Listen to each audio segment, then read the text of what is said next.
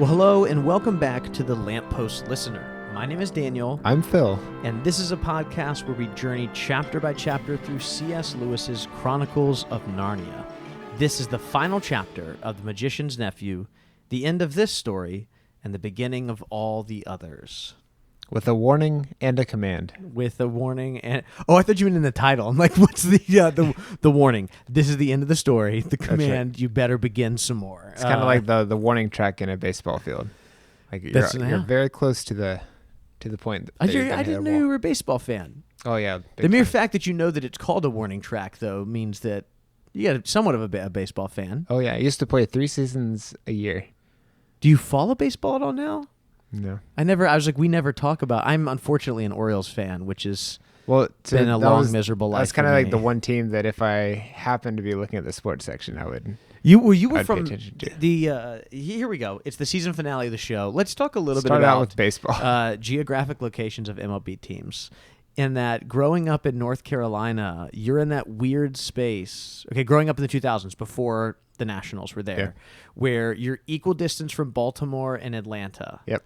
In North Carolina, and neither of those teams are close. Right. Both of those teams are at least 6 hours away, right? The way that even to this day, when I'm visiting my in-laws in North Carolina, the Orioles are blacked out in North Carolina, despite the fact that there are 2 other teams that are closer to them. Like Atlanta is closer, and DC is closer, and the Orioles are blacked out. So.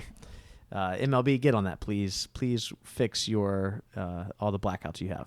Or we will send all of our people your way. This is actually, a lot of people don't know this, but the Venn diagram of Narnia fans and MLB, Major League Baseball fans, is... the direct overlap. Yeah, it's just a single circle. One circle. It's huge. Well, Phil, we have the final chapter today of The Magician's Nephew.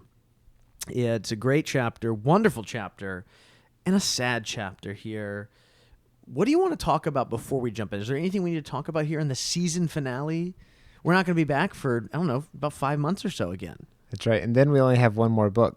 Yes. And then we only have one more season after that. Yes, so far. Probably. That's all we've been telling people. That's right, yeah. We're still keeping... I think we should talk about it just for a second because people always are interested. We get a lot of emails, actually. We never read these on the show because... We've talked about it before. Mm-hmm. We do get a lot of emails. Yeah, what's going to happen? There's only 7 books in the series. What are y'all going to do? And we're just going to reread them again. We're going back to wardrobe. We're going to do it all over again. Year 2074. Yeah. No, we will be doing The Last Battle next year. We'll do what we did. This worked out really well for our schedules. We'll end here. It's for anyone listening and at the present time with us. It's Christmas time. It's the end of December when this episode is being released. If you're listening in the future, and none of that matters. You could be listening to it any time of the year. It might be July when you're listening to this.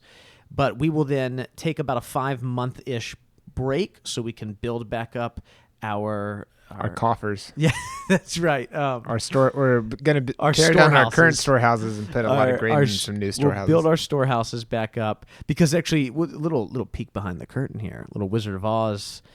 Right now, Chapter 14 has been released already, and this episode will come out just mere days after we. It's called the Daniel method. Yes, you prep and you prep and you prep, and then you completely expend everything that you stored up.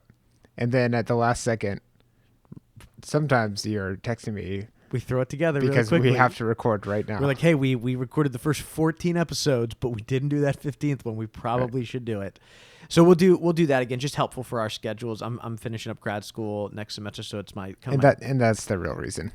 If it weren't for the fact that you changed jobs and we're doing grad school. Sure. So Phil is putting it all on me. He's saying it's all Daniel's fault.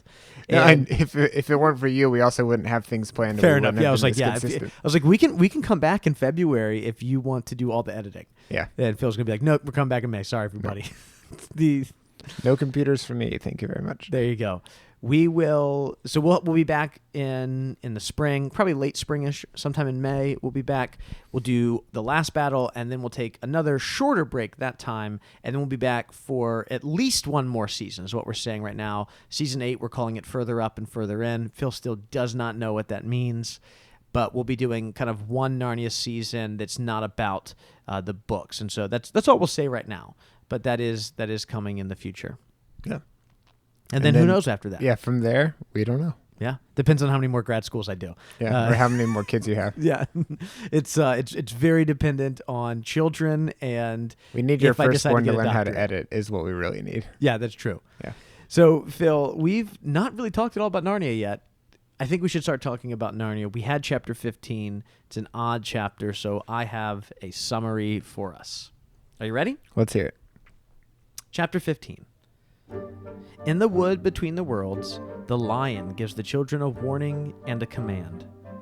Aslan warns of tyrants and evil nations who will soon come to power in their own world. These leaders will be just as cruel as Jadis. Next, the children are instructed to bury the remaining rings and never to use them again. Returning to London, Diggory takes the apple to his mother, and within a few weeks, she has been miraculously healed. Diggory and Polly bury the apple core and the rings. As the years go by, Diggory moves to his family's massive home in the countryside. The apple core grows into a large tree that is one day blown down in a dreadful storm. Unwilling to simply disregard the tree, Diggory has the remaining wood made into a wardrobe that, unbeknownst to him, retains some of Narnia's magical qualities. Well said. What a great way to round it out. Magical qualities. This is such a... We've talked about this before. Lewis has always started books quite well, and he's also ended books really well. This might be up there, though, for the best ending. Okay, I won't... Because it's also a beginning. Yes, maybe outside of Last Battle. I won't say anything else. But, we had Silverchair. We had the great ending of the headmistress who gets promoted to Parliament. And we had Rabbadash the Ridiculous at the end of Horse and His Boy. Right. Obviously, Voyage of the Dawn Treader, we get Aslan and the Lamb and the Feast and going back. But this is also a really great one, especially these last two things that happen, which I think maybe we should just start with here at the end. We get the knowledge, right, that the tree that comes from the apple is made into the wardrobe, and we get the best ending line, maybe in all the books outside of the Last Battle, which is Uncle Andrew talking about Jadis right there at the end, talking about what a woman she was. Very fine. Both of those are great. Did you enjoy this ending? I did, yeah. So I read it one more time just right before we recorded, and I closed the book and I smiled. It's so perfect, and I don't think that these are easy endings, but everything just seems to make a lot of sense, and it seems like it was the only way it could have ended to me. Yeah, and I think that's a good sign, right? And it really feels like you're being robbed of something special. Not to get on our soapbox here, but that's kind of what we do. It's our podcast. We can do whatever we want. If you're reading this as the first book, there's no way this ending hits the same. It doesn't mean the same, yeah. Reading this as the sixth book, that there's only one more left. So even though it says, hey, the ending of this story and the beginning of all the others, there's this interesting irony, which is that you're actually at the beginning of the end at this point. There's only one more book to go if you're reading these. For you, Phil, right? There's only one more book to go. We are at the beginning of the end here. Yeah. And having that connection all the way back to the first book, saying, hey, there will be... He doesn't name Lucy. He talks about a little girl who makes her way into Narnia. That is just so much richer, having all of that knowledge, all that narrative already behind us, and going, oh yeah, I'm now thinking back to that first entry in chapter 1 of Wardrobe as I look forward to, hey, the last battle's about to happen. And spoiler alert for the very next chapter we record, the very beginning of the last battle says that this book takes place in the last days of Narnia. So that's the smallest spoilers I give you, but you know that you're actually going to the last days of Narnia. So we're at the very beginning, and now we're jumping right to its end. That's very interesting. And again, I think if you're reading this first, that the beauty in that is kind of stolen from you. So do you think there's anything, let's scope this to maybe 1960s to now. Is there anything that has come out in a different order than it should be read? Is there anything that would benefit from being watched in chronological order or read? And the first one that comes to mind is Star Wars, and I don't think that starting with episode 1 is necessarily the best way to do it. No, I don't think someone should watch episodes 1 through 9 in that order. I feel like it makes more sense to start with 4 because of when it came out. But what's interesting, I mean, this is a similar thing. Most people are reading Narnia in chronological order. There's still a lot of us, advocating for it to be read in publication order. But if you're going to the library, you've never heard of these books before, you're probably picking the first book. Yeah. The one that says number 1. That makes sense. Yeah. And as we get further and further away from the time that Lewis wrote these, there's everyone, as time goes on, the vast majority of people reading these books are going to have read them in that order. In the same way, what's interesting about Star Wars is I very much believe that 30 years from now you will watch them 1 through 9. Really?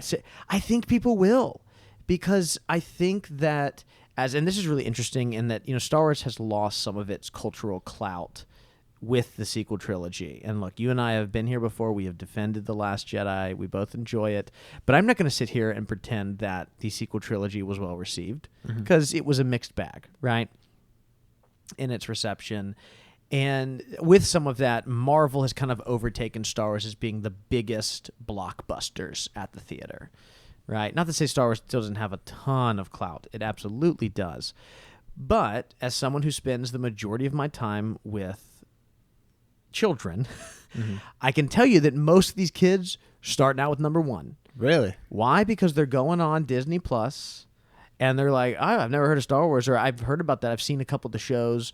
I'll start with, okay, this one says number 1. Yeah. They're just gonna, and that doesn't mean that there's parents that aren't like you and me. They're like, no son, no daughter. You're gonna sit down. You're gonna watch it the way that God intended, which is with episode 4 first. And then the kid's like, what does that mean? That makes no sense. Like, no. Just it works out. I promise. It didn't make sense back then either. Yeah, it didn't make sense back then either. But I do think that as time goes by, more people will just start with episode 1. Why? Because it says episode 1. It's the one that says number 1 on it. And I think that especially when I talk to students about Narnia, and I've been in education for 10 years now, I will tell you the vast majority, and most of that has been between 3rd through 8th grade. So like prime age to be introduced to Narnia. Right. Most of the students I have worked with started with Magician's Nephew. A couple start with Lion, the Witch, and the Wardrobe, and then just kind of hop around. Yeah. I did Lion, Witch, and Wardrobe, and then the next one they had at the library was Don Treader, so I read that. And, it's fine. It's not like these books are ruined that way. But I know very few who are like, well, I read it in publication order because that's, it just doesn't make any sense. Yeah. How would they know? I think what threw me off a little bit there is that Lion, the Witch, and the Wardrobe was read so many years in a row by different teachers in elementary school, even though it said book number 2. Yeah. Like, I remember the copy had a big 2 on it. So I don't know. Yeah, it'll be interesting to see if anything changes. I mean, we've talked a little bit about some of the new rumors around the Netflix series, and to see kind of where they go with this. We've talked about it ad nauseum, so I won't get into it right now. But to see where they go at their starting point could really change things. If they go back to starting with Lion, the Witch, and the Wardrobe, maybe that helps, Right. Push this. But so back to your question, though, were you thinking of something outside of Star Wars? Or is that the only thing you can think of? And just this series and Star Wars in particular, and now that the TV shows come out, Lord of the Rings too, it feels like it would be odd to watch something 3,000 years before and then watch the Lord of the Rings. But also, you have to me, the content has special effects in it, and the special effects get worse if you watch it in the wrong order. And I think that would be difficult. Yeah, that's true. The thing that's interesting, though, about Tolkien is the mere fact that the Silmarillion is written, kind of concurrently with Lord of the Rings. And so now I would never recommend someone start with the Silmarillion, but it's an interesting point because it being written at the same time does kind of negate the main reason, but it's also just not as exciting as the Lord of the Rings. And I don't know as that easy it's to not get as started exciting. with. It's just not as it's not as accessible. I would always say, and when I have parents ask me all the time, hey, my kid is wanting to get into fantasy outside of children's literature. Where do I go? And the answer is The Hobbit. You go to The Hobbit. Usually, I think that 9 times out of 10, if they haven't read, I'm like, go to The Hobbit. That's a great transition because The Hobbit is still children's literature, but Tolkien's prose and being written in 1937, it's definitely a step above reading something like Narnia. It's going to be more of a challenge, and then it opens up access to so many other things. It's a perfect bridge. It's hard for me to ever recommend or see, even to an adult. I don't know that I would ever recommend Lord of the Rings before The Hobbit, even though so little, like you could fully understand the Lord of the Rings without reading The Hobbit. Yeah. And some of the way that Tolkien writes is just very different. The Hobbit is much more casual. There's some anachronistic phrases that he throws out that never occur in Lord of the Rings. But I think it's still, that publication order still matters there too. Yeah, I can't think of anything where I would say, hey, read it in a different order than the way it was created. Yeah. The other one I was thinking of, which I don't actually know, I still don't know the correct order, was the Redwall books. Did you ever read those? I have no idea what order they go in. I have a couple on my bookshelf. I have kids that love reading them. Yeah. I was like, which one is this? I'm like, I don't know, because they don't have numbers on them, Yep. and all of them are just somebody's name. So Right. I have no idea. Yeah. What And order I remember asking the librarian at my local library, what order should I read them in? And they printed out a list for me, handed it to me, and it still doesn't match another list that I found. And it definitely doesn't match the inside of the books because those orders kept changing too. Yeah. Just Who knows? Yeah. And you know what? That one really probably didn't matter at all. You think it's just But as a kid, I really think... wanted to read it in order because I wanted to do it quote the right way. Yeah. Well, we still have not talked much about chapter 15 here, Phil. Yeah, so the first sentence is, "You need no rings when I am with you," said the voice of Aslan. Is this a direct jab at Tolkien's universe? You think this is him attacking? You don't need any rings. I'm stronger than rings. That's really stupid. Roads, where we going, we don't need roads. roads. No, I thought that was interesting, though, because it does... It obviously... That's not a surprise to know that Aslan needs these things. But the transition between chapter 14 to 15 is... we end at the very end of chapter 14 with Diggory saying, "Can we go home now?" And Aslan doesn't respond at all. He just looks at him and gives this kind of understanding look of, "Hey, it's okay that you didn't say thank you for saving my mom," or something. And then we go right to, "Hey, you don't need rings." So we just move on home. We don't see anything else from that. We go back to the wood between the worlds, and what do we find here?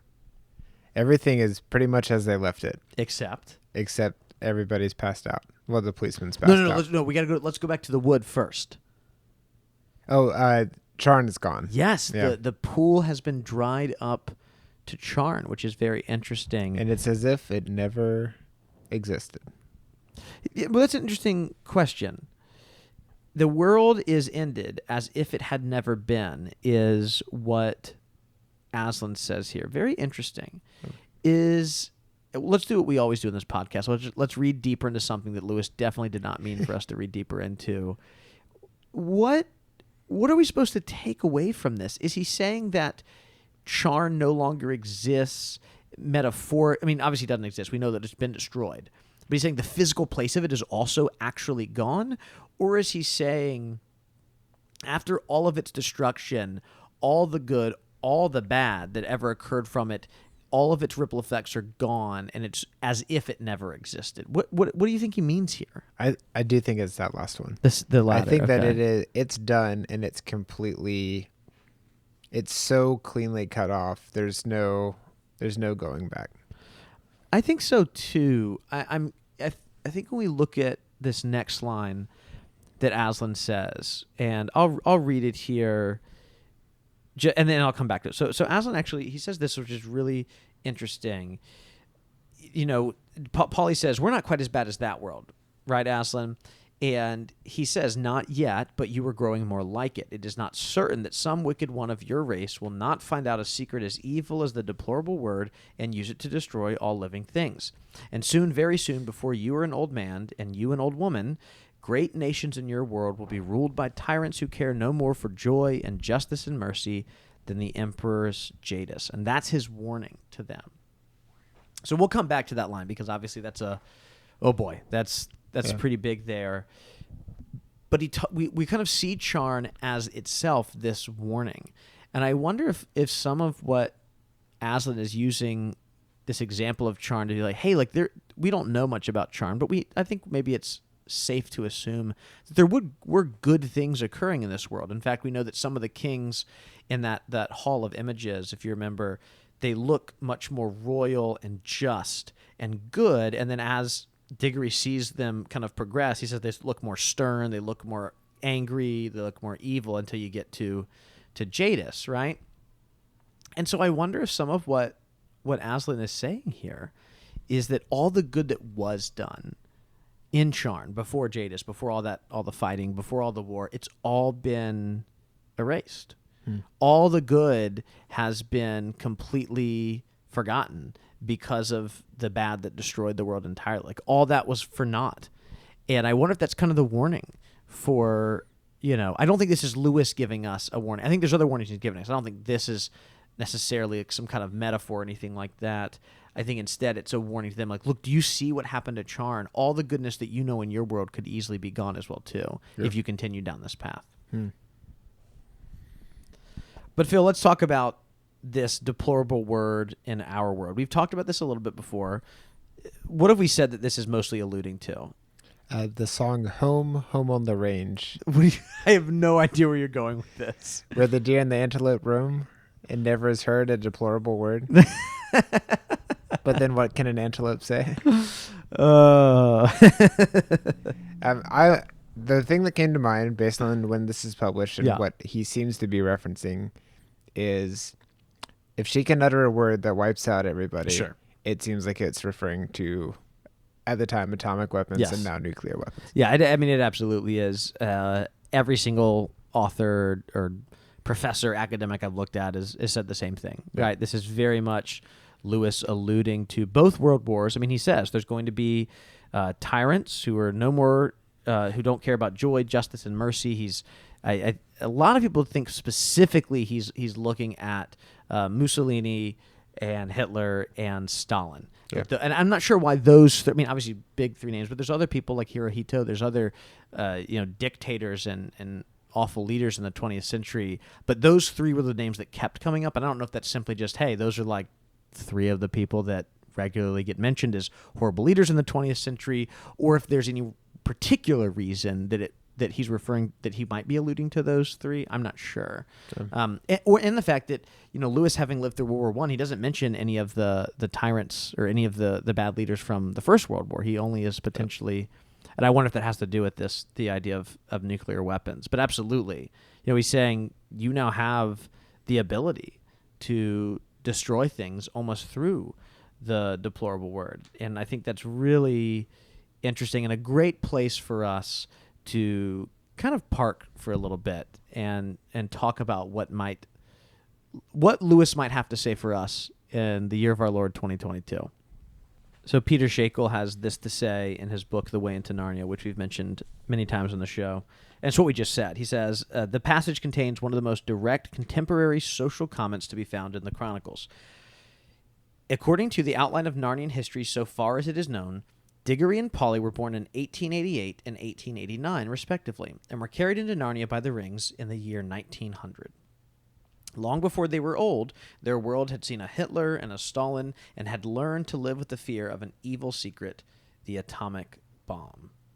But the impact of the passage goes deeper as well. The fate of our world, too, will be determined by its choices.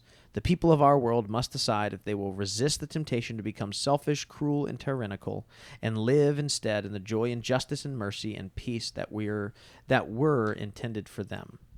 And I love that Shakel takes this commentary a step further, this warning of, hey, humanity has the ability to completely wipe itself out at this point, and compare it to take that macro vision, that macro fear, and then also talk about the individual aspect that like we have those choices to make too. I thought it was interesting. Yeah. I'm curious what you mean by the we have the choices too.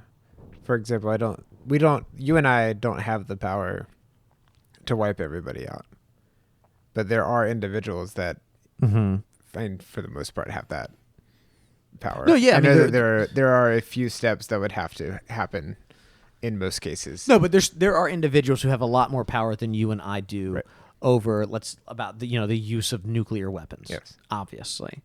I think what he's kind of talking about is if we will, as sinners, if we'll resist the temptation that can still lead us down that way. Like you and I are correct, don't have nuclear weapons.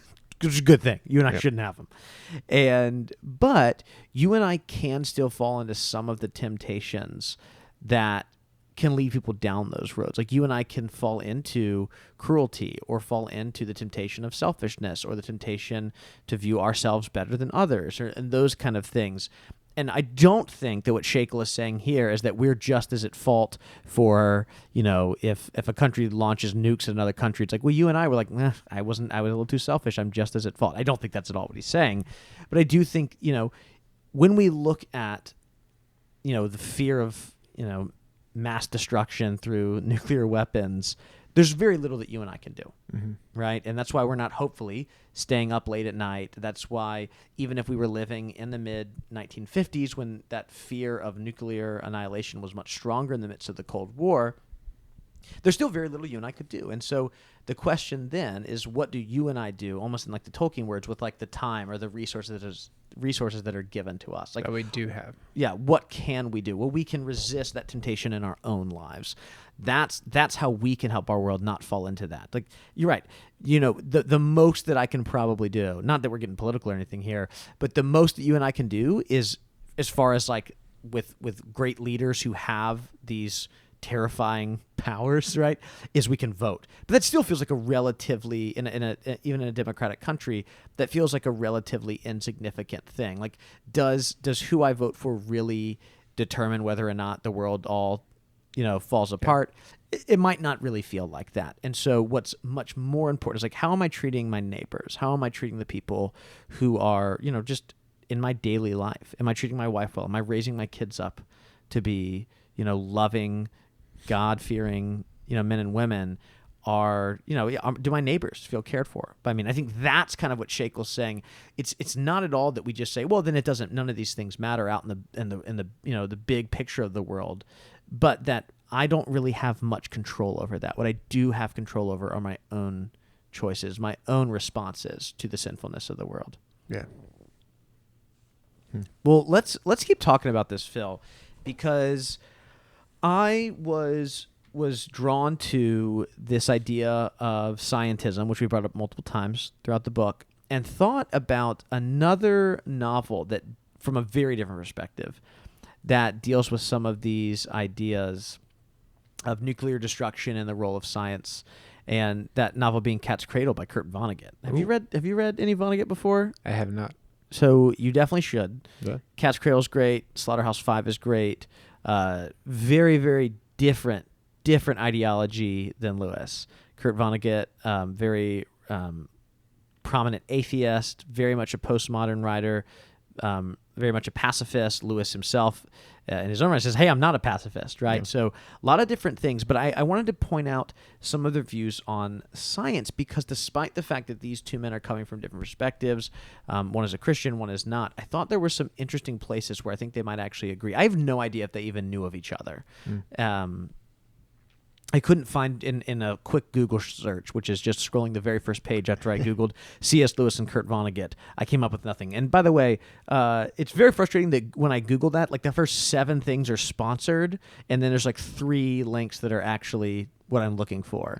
Yeah. Everything else was trying to get me to buy C.S. Lewis and Kurt Vonnegut books, but we're not going to sit here and poo-poo Google, because a decent amount of people listen to our podcast through their platform. Yeah. So and just find us via there. Exactly. So Google, please don't cancel us. So scientism, to go back all the way to chapter 2, we mentioned this. It's this idea that science is the only means for discerning reality. Like the only way we can know the world that we live in is through scientific discovery in a very like Baconian kind of way. All of our reality can only be discerned through science.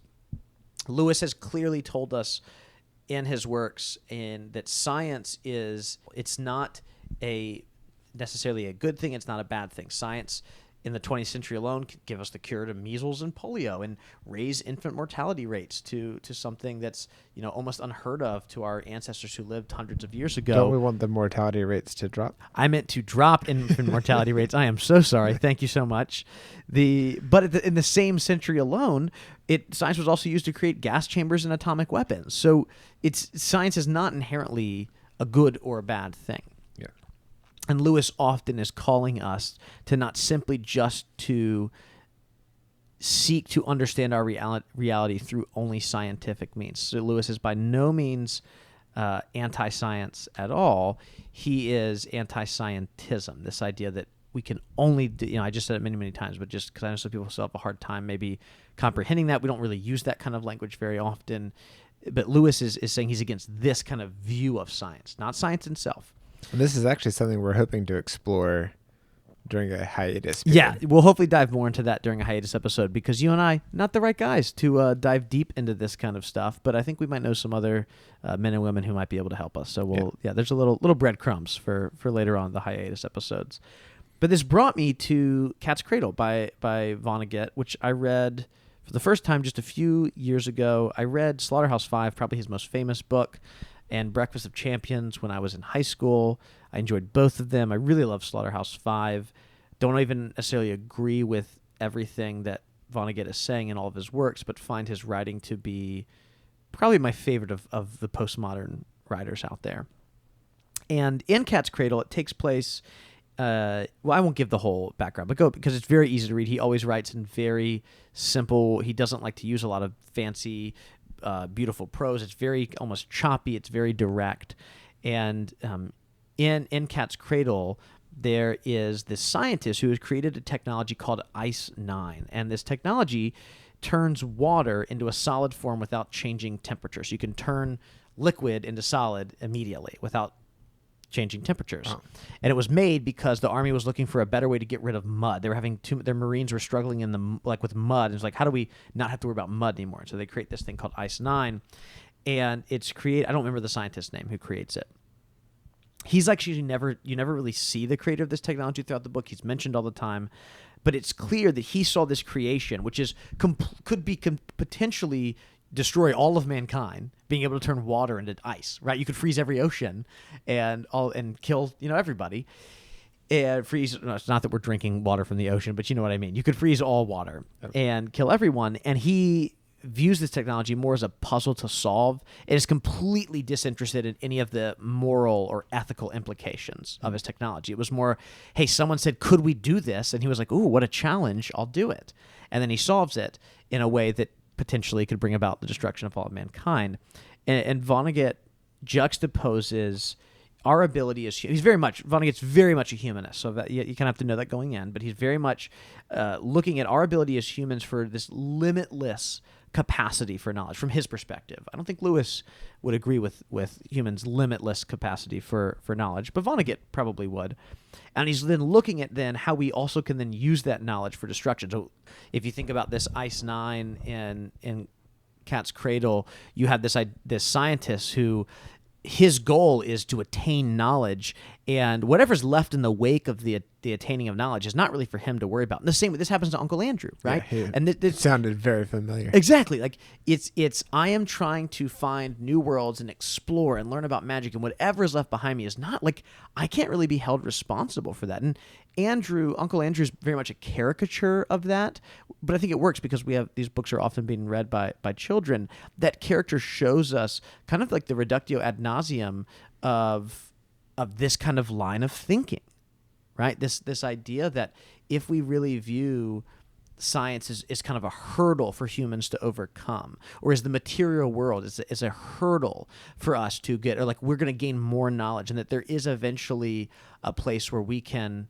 have control over the material world. That's what Uncle Andrew's trying to do, and he looks like an idiot. He looks ridiculous trying to do that, and Lewis and even Vonnegut, I think, would both agree with that. Yeah. Any other thoughts here before we move on from this warning, before we get to the command? Yeah, just in general, it's really interesting to hear things like that. And now I want to read some Vonnegut, but I just read Brave New World, and it's interesting the things written so long ago compared to our time right now. It was written so long ago, and yet they still got so many things eerily correct. But then they also are completely off. But they were probably off for a while, and then it ended up being correct. Some of the stuff that's happening with AI was kind of impossible. Like, it just seemed like we were not going to get there. And now we're many steps closer than we were before. Let's move on, because we spent a lot of time, and I believe we're on page 1 or 2 of the chapter. That's right. It's a shorter chapter, though. It is. What happened next, Phil?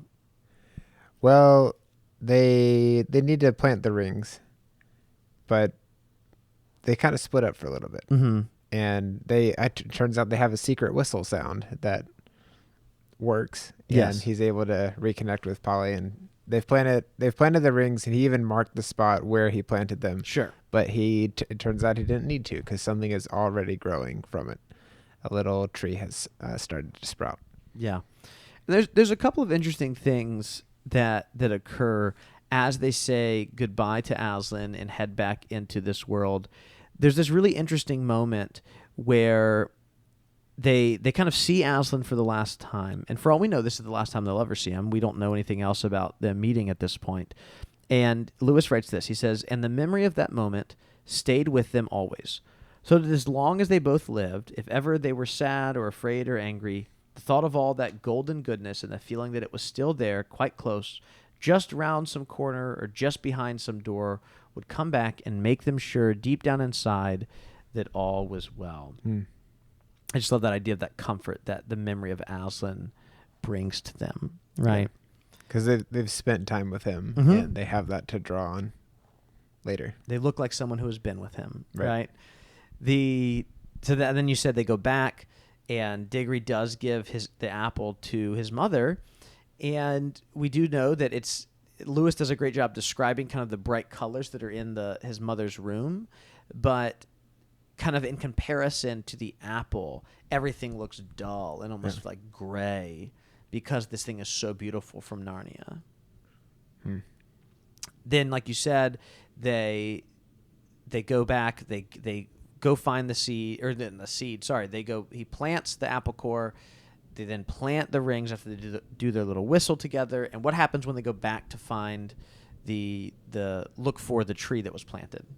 Well, it's already... Oh, sorry. Yeah, it's not. I just spoiled it. It's what happens to go back. It's already grown into a tree. It's the easiest quiz of my life. Yeah, there you go. And did you kind of have any idea what was coming at this point? I did, and I can't remember why. I think that maybe this was based on the title and the picture on the book that I had as a kid. But I always kind of thought that the tree probably made the wardrobe. That just made sense to me. Yeah. But I think that's okay. I think sometimes it's not the surprise of the connection. It's the way it's done. And having watched a lot of things that are, quote, prequels or the stories before the first story to come out, it's just fun. It's fun to see the little connections that someone has taken the time and care to make. And this is one of those. I really enjoyed it. Yeah, as that kind of chapter, no, not the actual chapter, as that chapter of their life wraps up, we then start jumping ahead a bit in time. One of the things, I legitimately have a question for you, because I do not know why this is happening. Thousands of people have highlighted the first sentence as we start moving forward, which is, when things go wrong, you'll find they usually go on getting worse for some time, but when things once start going right, they often go on getting better and better. that sounded familiar to me, not just because I've read this book before, and I found out a similar line was written in The Horse and His Boy as well, too. What do you think Lewis is saying there? To me, that just, I don't know that that's been my experience. If things are bad, they just keep getting worse. If things are good, they just keep getting better. What do you think Lewis is saying there? It seems to resonate with a lot of people. It does. Yeah, I don't know. To me, that seems more like he's saying a general kind of lowercase t truth. And it's just a nice way to describe what's happening. Where I think it's not even that good things and bad things happen in batches like that. It's just that it feels like it does. And if something bad happens, it puts you in a weird mood, and then you start interpreting everything as bad. But then something good happens, you're elated, and that probably leads to a more generous interpretation of everything that's happening. Do you think that Lewis is maybe saying something about our perspective in that? Is this my big question, I guess, is this one of those lines that Lewis has really thought, and obviously you're not going to actually know the answer to this, but is this one of those lines that Lewis has really thought through as he's writing this down? Or is this one of those, hey, it's just a throwaway line that because Lewis is so intelligent, we always look for meaning in everything he did? Yeah. And I'm just going to tell you, if I had not seen that so many people had highlighted this, it was like on Goodreads, it's one of the top quotes of the whole book, I would just read through and be like, okay, cool. Like, I wouldn't have made much of it. But obviously it resonates with a lot of other people, and I guess I just don't know why. Well, I think sometimes there's...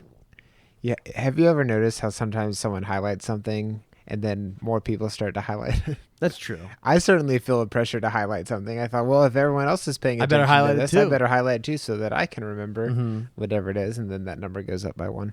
That's true. I would love to know what those numbers are in comparison to how many people have read it in that digital version, because the numbers are meaningless. No, you're right. To me. And I also, there's no... If something gets highlighted 3,000 times and something else gets highlighted 900 times, the 900 times is still significant. It's just not 3,000. It's a weird... It's like looking at a graph without knowing where 0 is. It looks like there's this big difference, but you don't necessarily... You're saying I'm overthinking all of this. Oh, no. To me, this line just is a way of him connecting with the reader. Okay. Haven't you ever noticed how good things seem to happen all at once? And then bad things kind of happen in batches. Okay, that makes sense. That's what I hear from. Well, good. Well, Phil, what happens next? We wrap up the book here. Well, I missed a part. Oh, I'm sorry. You were so excited. Chop up the apple, and he feeds it to his mother, and she gets better. That's pretty big. Yeah, we did kind of skim over a huge eucatastrophe that happens in this book, right? Yeah. I don't know if I'd call it a catastrophe. I said eucatastrophe. This is interesting. This is so interesting. We talked about it more in the last chapter because we obviously knew it was going to happen. But it still is interesting to see Lewis really rewrite his own childhood here.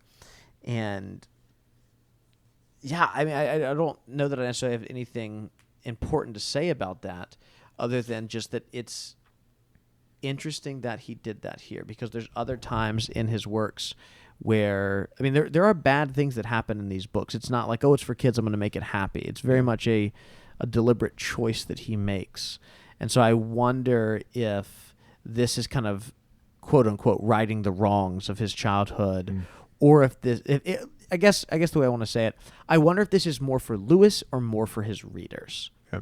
Is this saving of Diggory's mother something that helps him kind of get through something that grieved him for a very, very long time, the loss of his mother at an early age? Or is this something that he is really thinking first and foremost about how it affects its readers? It's probably a little bit of both, obviously. I'm just curious as to which one, and obviously we'll never know, which one is his biggest motivator here. I'm curious if it is a way of balancing things out. How so? There have been a lot of no's to characters at the end of books. I feel like Caspian got a pretty big no. He wanted to go with Reepicheep. But then he does get the big yes in Silver Chair after he's dead, and he comes, Yeah, but to me that's so much. That's so far removed. Yeah, it was like 80 years later for him. Yeah, from when he asked. To me, this a little bit feels like, hey, sometimes you don't have prayer answered in the way that you were hoping.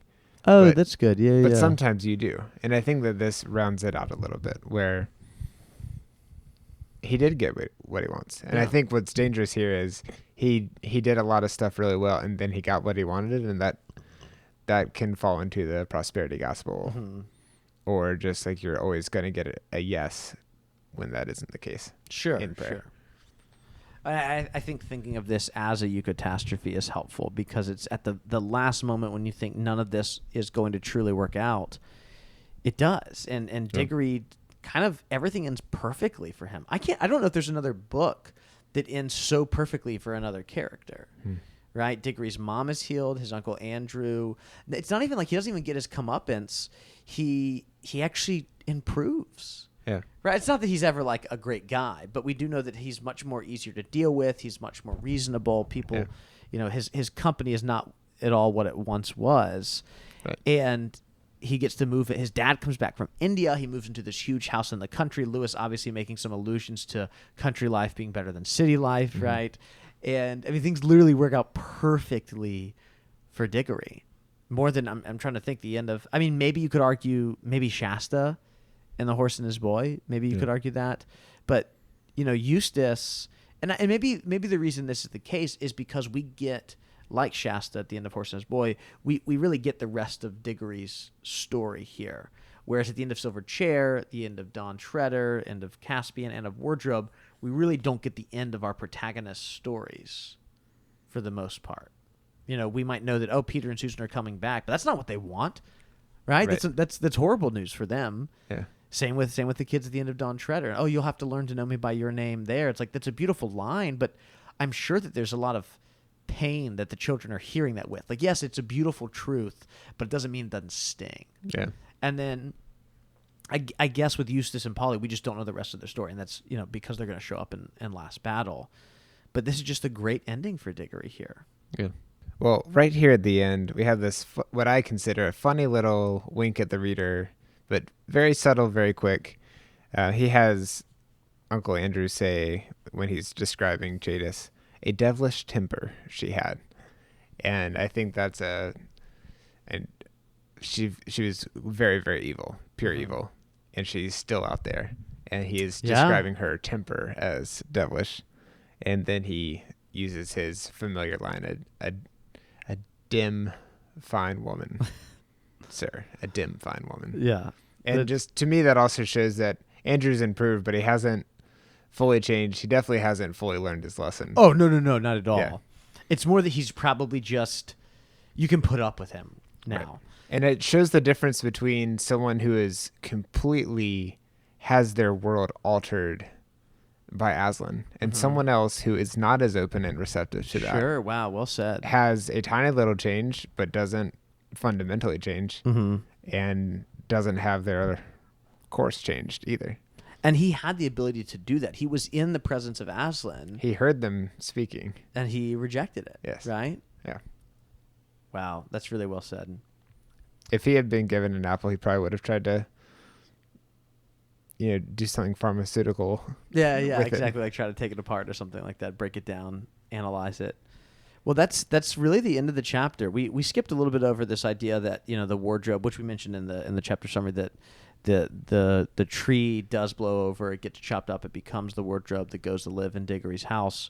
We also know that Frank and Helen, they raise their children they have children, they raise them in Narnia. Obviously, their oldest son will become the next king of Narnia. Their second son becomes king of Archenland, and they marry nymphs and river gods and all different kinds of people, which is actually interesting for us. That also answers the question of maybe what happened to all the humans, that maybe just they, over time, as they had children with other Narnian creatures, like the river gods, the wood gods, the nymphs and stuff, that they just kind of assimilated in a way into the Narnians themselves, and they're no longer ceased to be people who were purely human. Right. Which is why hundreds of years later, when Lucy arrives, it is such a big deal. Right. So one of the questions I had earlier, which is, wait, there were already humans here. Why is everyone freaking out about humans there? But now we kind of know probably what happened to them. Now, it was a long time ago. Yeah. And a lot has changed. Yeah. Well, any final thoughts on the chapter before we head over to listener feedback here? Oh, let's hear some emails. It's from Robin today. We have an email from Robin. I did the chapter summary, so why don't you go ahead and read this? All right. Robin says, "Hello. Finally caught up on your podcast, and I'm enjoying listening in real time. In chapter 9, you were discussing the creation of the beasts. The way I see it, just as God made humans to have dominion and rule the earth in Genesis 3, Aslan makes the talking beasts the ones to have domain of Narnia, including the non-talking beasts. That's why they're made out of dirt, just like Adam and Eve. It is a theme throughout the books that humans who come into Narnia are confused about talking beasts, and the talking beasts are always quick to explain their equal standing and value to humans. Talking beasts and humans work together in all 7 books to do Aslan's work, and are treated equally by Aslan. In addition, I view the temptation of Diggory as more of a connection to the temptation of Christ than to the temptation of Adam and Eve, because Diggory is able to overcome the temptation. Yes, Diggory's temptation takes place in a garden, but it also takes place on a mountain. And unlike Eve, but like Jesus, Diggory is very hungry during this scene. The nature of the queen's temptations are out of order, but similar. Jesus is tempted by the devil to 1. Use food in a way God has not commanded, turn the rock into bread, versus Diggory is to bring the apple to his mom instead of Aslan. To be the king of the world in the devil's way, not God's way. Just as the queen says Diggory can rule with her. And 3. Jesus is tempted to prove himself the Son of God. Diggory proves who he really is when tempted to leave Polly. Jadis's fear of Aslan reminds me of how demons in the New Testament shudder for fear of the Lord, too. Merry Christmas. Well, thanks, Robin. Yeah, I loved that last connection. part, especially because that is something I had not even considered, was the temptation of Christ. And as Robin shared these 3 things, I was like, oh, that works really well. That's great. What a cool thing. It's one of those great things about doing this show and reading these books, which is that, I think we did a pretty good, that was one of our better episodes, was the temptation of Diggory. Was the unexpected meeting. An unexpected meeting was what that chapter was called, I think. And I thought we pretty thoroughly covered it. We brought in some John Milton. We talked about Genesis chapter 3. We did a lot of stuff, and yet, boom, we forgot about the beginning of, I think it's in the Gospel of Matthew, that we have Jesus being tempted in. Is it in the other Gospels, or is it just in Matthew? I'm not sure. I've never been good at. I'm not good at which either. I have the hard. People are like, all right, we're gonna read the birth of Christ. I'm like, I know it's not in John. Like that's I still have a hard time with that too. I'm just starting to get the jokes about John is very succinct, and that's about it. So one of them likes to go on a little bit more. I do love that John, when he talks about the disciples running to Christ, he talks about, St. John mentions how he outran other disciples and stuff, which is always, I think that's hilarious that makes its way into, that's in the Bible, Yeah. Well, to me, this is the equivalent of having a worldwide book club.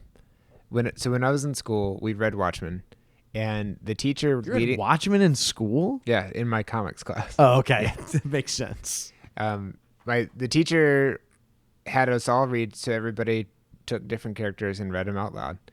And at first, I thought it was a little bit silly. I wanted to learn how to make comics. I didn't necessarily want to have everybody read the voices out loud.